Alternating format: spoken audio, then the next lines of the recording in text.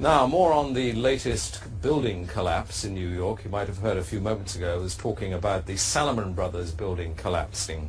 And indeed it has. It seems that this was not a result of a new attack.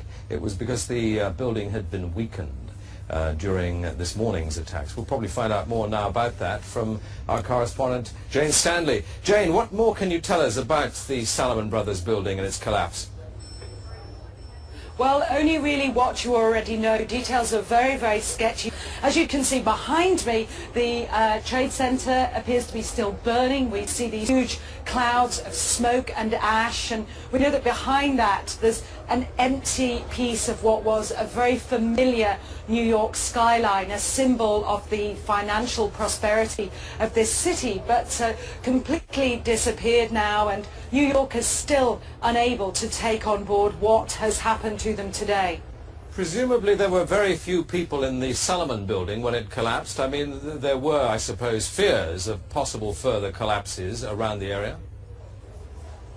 That's what you would hope, because they don't really know where to turn. That's the very sad thing. I think there's going to be a lot of very, very traumatized people that has hit them very, very hard. Jane, I think many of us, when we heard the news, perhaps on the radio earlier today, were completely flabbergasted by it and just couldn't comprehend it. I mean, it almost sounded too far-fetched.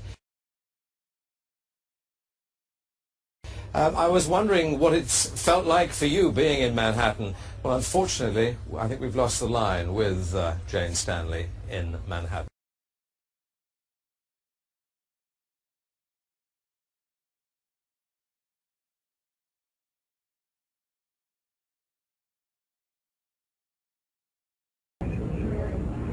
Now, here we're going to show you a videotape of the collapse itself. Describe that. Now we go to videotape, the collapse of this building.